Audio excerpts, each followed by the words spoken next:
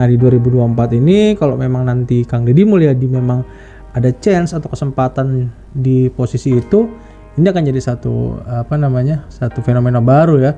Dari Jawa Barat dengan penduduk yang banyak, kalau memang nanti Jawa Barat itu solid, pilih Deddy Mulyadi di 2024. Selamat datang di channel Satrio Bushido Library. Kali ini kita mau membahas satu isu politik yang di akhir pekan ini menghangat gitu kan. Sebelum kita masuk ke Sabtu dan Minggu di bulan ini, di weekend ini, ada satu berita yang menarik terkait Partai Golkar, di mana pernyataan dari Wakil Ketua Umum Nurdin Halid terkait semacam ajakan lah ya untuk Ganjar Pranowo yang memang saat ini belum diusung secara konkret atau secara formal dari Partai Demokrasi Indonesia Perjuangan sebagai capres, padahal sebenarnya dalam survei ataupun radar survei namanya selalu ada di 3 besar gitu kan, Ganjar Pranowo. Artinya kalau memang partai PDIP ini memang menyia-nyiakan atau masih menarik ulur posisi Ganjar, Partai Golkar siap menampung lah, kurang lebih seperti itu di berita-berita yang muncul gitu kan. Tapi belakangan justru ini menurut beberapa pengamat politik termasuk dari Carta Politika bilang kalau memang seperti itu pernyataan dari Golkar, walaupun belum secara statement dari partai secara langsung ya, bukan dari statement ketua umum, namun ini statementnya sudah lahir dari wakil ketua umum yang notabene itu sudah menjadi cerminan partai gitu kan.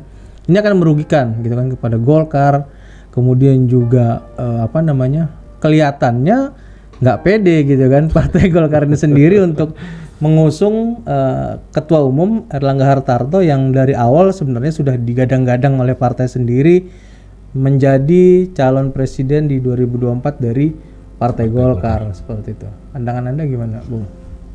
Ya, ini menurut saya wacana politik aja. Wacana politik aja. Ada 2 kemungkinan kenapa elit Golkar khususnya Nurdin Halid menyampaikan pernyataan itu, bahwa kalau misalkan tidak ada ruang bagi Ganjar di PDIP, Golkar siap seluas-luasnya membuka pintu kan. Iya. Tapi kan ada pernyataan ikutannya. Pernyataan ikutannya akan berpasangan dengan Erlangga Hartarto. Terserah siapa nanti yang menjadi RI1, RI2-nya. Kan begitu kan? Nah, saya bukan mau melihat di pernyataan awalnya untuk pernyataan bahwa pernyataan-pernyataan sejenis sering begitu dilakukan oleh partai politik, termasuk Nasdem juga pernah, melalui Irma Canago pernah juga menyampaikan hal yang sama gitu ya. Karena memang ini problem kita, menurut saya. Problem kita itu seolah-olah tinggal ini yang paling pas untuk memimpin bangsa ini. Atau tinggal inilah yang tersisa figur yang paling benar untuk memimpin bangsa ini. Kan ini problem bagi kita, bahwa framing atau pengaruh lembaga survei dan pembangunan opini atau semacam terjadinya merekonstruksi pikiran atau kesadaran bahwanya hanya Ganjar Pranowo yang paling tepat untuk seluruh partai-partai, menyebabkan tidak ada ruang alternatif berpikir. Nah, termasuk yang terjadi di tubuh Golkar sendiri. Menurut saya itu ada kebuntuan ketika misalkan mendorong ketua umum sudah sejak awal di beberapa kesempatan, di beberapa kegiatan-kegiatan, di beberapa alat-alat peraga kampanye untuk melambungkan nama Erlangga Hartarto atau ketua umum Partai Golkar. Tapi ketika dihadapkan dengan realitas survei, dia tidak bisa sampai minimal ke level 6 besar misalkan atau 5 besar, kan begitu. Ini kan sesuatu yang buntu. Kenapa ya? Partai Golkar ini kan nomor 2 gitu kan sebagai pemenang pemilu. Nah ini yang mau saya lanjutin ini. Nah itu nggak muncul. Akhirnya kan ya Partai Golkar sesuai dengan beberapa wacana yang kita dengar sebelum-sebelumnya dari elit-elit dan politisi gaet Golkar atau politisi senior Golkar menyatakan mereka berambisi untuk menjadi pemenang di Pileg dan di Pilpres di 2024. Tapi problemnya tidak ada figur yang bisa menaikkan elektabilitas Golkar atau kembalinya Golkar kepada pentas perbincangan publik, kan begitu, nggak ada figur. Iya. Nah sementara ini dipaksakan nih ketua umum, tapi sampai sekarang nggak ada. Maka ya solusi alternatifnya siapa yang paling populer ya didompleng aja. Iya. Kan akhirnya kan begitu. Nah padahal kalau seperti yang kita sampaikan tadi, yang Abang sampaikan tadi, kalau dilihat Partai Golkar itu bukan partai ece-ece, bukan partai kemarin sore, atau bukan partai yang lahir dari pasca reformasi misalkan. Itu partai yang sangat kuat, mengakar, dan punya basis konstituen yang sangat tradisional yang sudah turun-temurun. Iya. Nah, belum lagi kalau kita bicara figur. Sebenarnya kan Golkar punya figur, cuman karena Golkar sudah terbiasa dengan mekanisme birokratis, sudah terbiasa dengan mekanisme partai yang sangat birokratis menurut saya ya, karena memang sejak Orde Baru kan aturannya memang begitu sangat ketat secara strukturalis kan. Nah, dinamikanya itu hampir tidak terjadi. Misalkan seperti sekarang ada kelompok relawan yang mendorong kader, misalkan di tubuh PDIP, misalkan yang terjadi dengan Ganjar Pranowo. Nah, mestinya atau idealnya sih sebenarnya menurut saya, dan saya sepakat dengan pernyataan Yunarto Wijaya itu kan, Mas Toto itu pengamat politik dari Carta Politika nggak salah ya.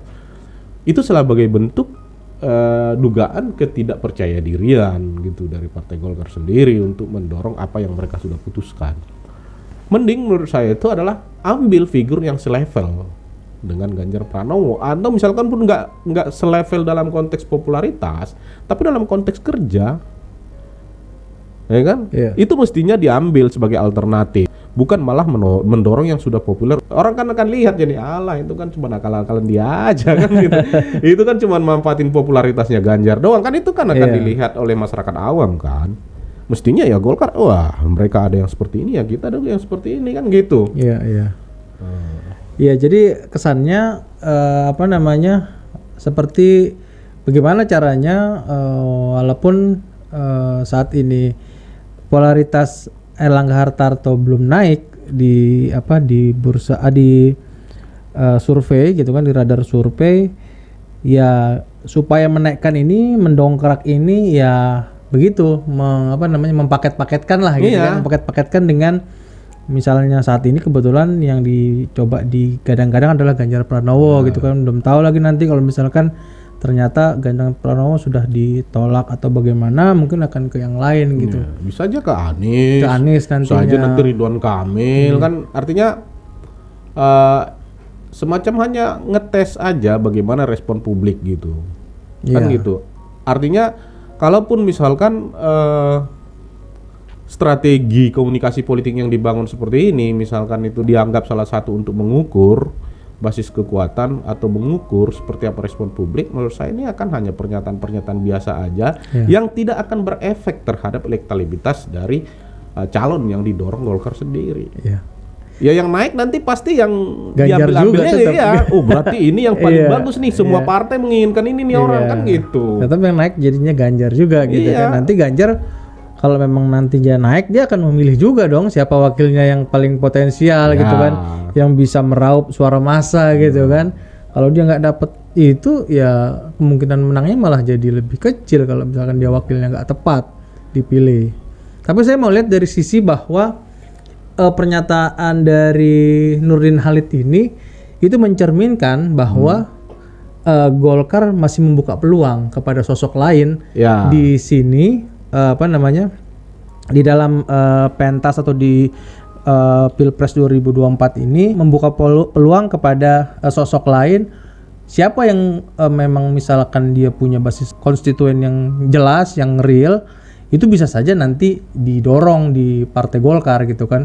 Kalau memang ternyata, kalau saya ngelihat gitu ya secara kasat mata apa yang disampaikan Nurdin Halid, kalau memang ternyata ketua partai ini memang pada akhirnya tidak mampu juga mendongkrak namanya gitu kan di Pilpres nanti gitu kan, di pencalonan ini, bisa saja mungkin sosok lain. Dan kalau memang sosok lain itu mau didorong, ada baiknya sosok yang di internal saja, misalnya Kang Deddy Mulyadi kan, seperti itu.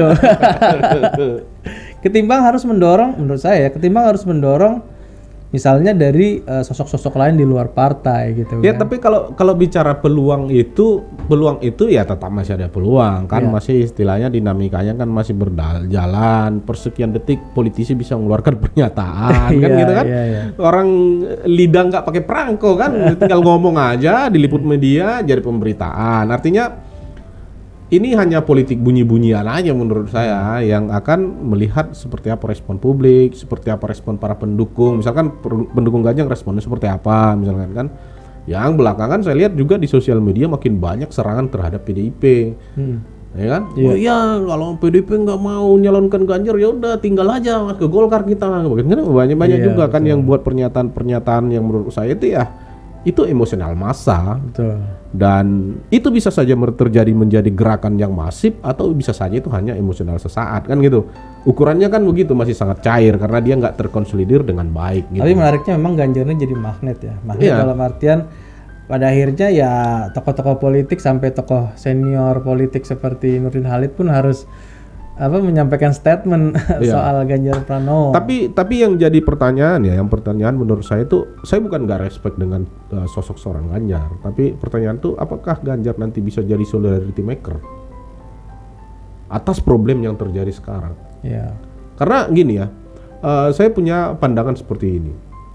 Biar bagaimanapun, akibat dari pemilihan 2019 itu sampai sekarang menyisakan ya semacam friksi di tengah-tengah masyarakat. Friksi dua kubu besar masyarakat yang itu direpresentasi oleh partai. Representasi tokoh-tokoh yang keluar dari partai itu pasti dimusuhi dari orang-orang yang sebelumnya di 2019 berseberangan. Coba lihat aja deh, cek aja di komentar-komentar YouTube, di komentar-komentar Facebook itu terjadi. Nah, apakah dia nanti bisa menjadi solidarity maker terhadap perpecahan-perpecahan yang terjadi ini sekarang? Ya. Sementara para pendukung dia sendiri juga mendorong wacana sebagaimana wacana yang tahu narasi-narasi seperti yang terjadi 2019, tetap memelihara pertikaian-pertikaian itu. Nah, maka menurut saya ada yang bisa sosok solidarity maker seperti Kang Deddy Mulyadi, karena dia dari Jawa Barat. Bisa dikatakan Jawa Barat itu kan termasuk kekuatan yang kontra terhadap Jokowi pada 2019. Artinya ada di sana semacam kekuatan yang juga melihat bahwa siapapun nanti yang akan keluar dari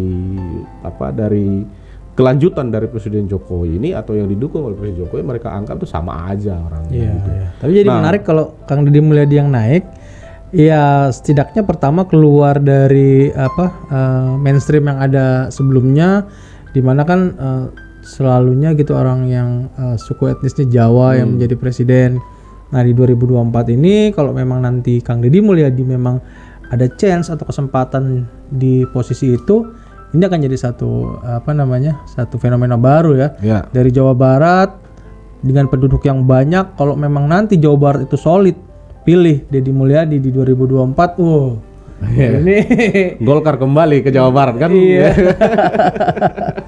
Ini pasti ada kemungkinan besar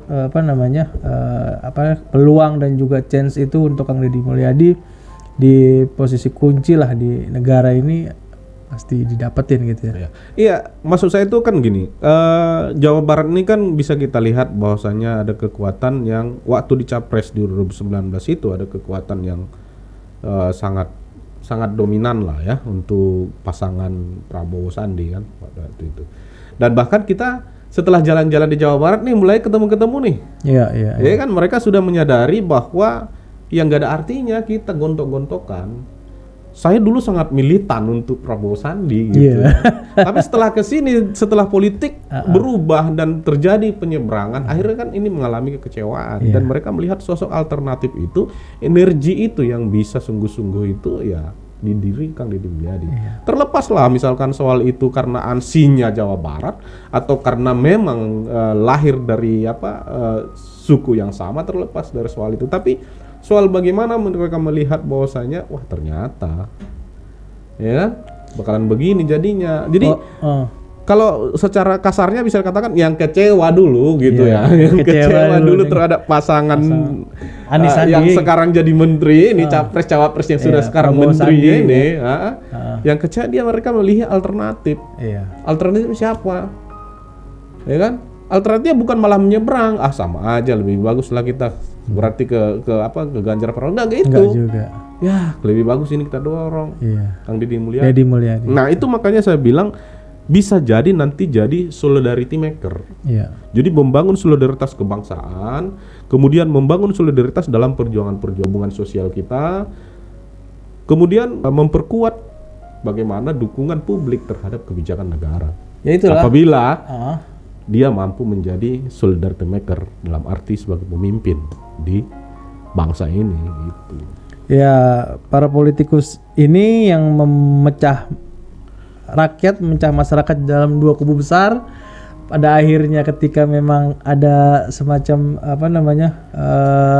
lobby-lobby politik, pada akhirnya satu kubu ini masuk ke kubu lain, rakyatnya yang bingung. Makanya yang bingung kan? Ya padahal memang politik seperti itu gitu kan. Gitu. Malah di bawah ini yang gontok-gontokan sampai sekarang belum selesai gitu kan. Ya saya harap sih seperti itu memang gitu kan. Dengan adanya sosok Kang Deddy Mulyadi ini yang sedang digadang-gadang oleh beberapa tim relawan untuk didorong menjadi calon presiden 2024, maka ini bisa menjadi solidarity maker, ini bisa menjadi jawaban, ini bisa menjadi alternatif untuk menyelesaikan problem di Indonesia saat ini. Iya. Jadi makanya ya sederhananya kalau menurut saya itu nggak usah lah jauh-jauh Partai Golkar tuh harus membangun opini, menggandeng Ganjar, membuka pintu untuk Ganjar. Nggak usah jauh-jauh, cari aja alternatif yang memang hari ini ya punya potensi untuk itu, seperti yang kita sampaikan itu ya Kang Deddy Mulyadi misalkan ya diopinikan aja atau dinaikkan aja. Cuman kan yang saya lihat masih tetap pada koridor bagaimana mendorong Erlangga Hartarto masih. Jadi kalau misalkan masih ada peluang nggak akan ada kader lain yang akan muncul dari Partai Golkar? Peluang itu ada dalam keyakinan politik itu, peluang itu ada. Tetapi apakah sekarang sudah dibuka peluang itu? Belum. Karena wacana untuk membuka pintu kepada Ganjar Pranowo adalah paketnya Erlangga Hartarto.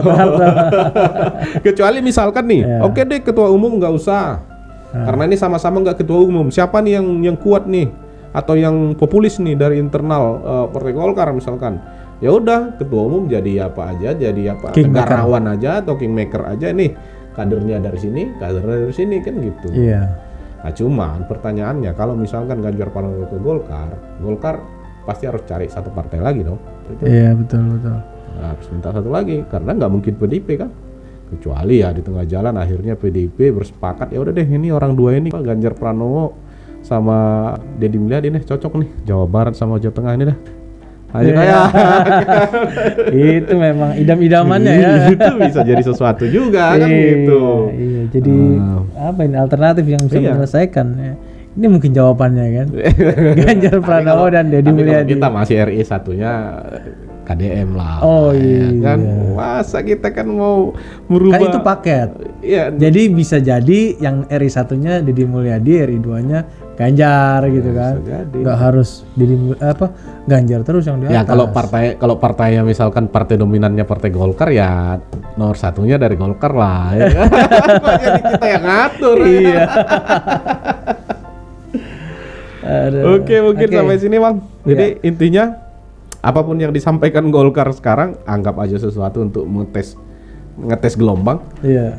Secara prinsip, secara keyakinan kita percaya bahwa Partai Golkar akan mendorong Kang Deddy Mulyadi. Iya. Yakin untuk itu. Baik, sampai sini dulu untuk podcast kita kali ini. Mudah-mudahan bisa menjadi bahan untuk teman-teman perbincangan di komunitas-komunitas bagaimana mendorong sosok alternatif dari Golkar di luar dari ketua umum yang saat ini, yaitu Kang Deddy Mulyadi, bisa digulirkan terus, didorong terus gitu kan, didiskusikan terus di komunitas-komunitas. Biasa jadi nanti ke depan Kang Deddy Mulyadi ini adalah sosok alternatif untuk Presiden Republik Indonesia dari Partai Golkar. Dari Partai Golkar tentunya. Oke, sampai di sini dulu. Sampurasun. Cheers.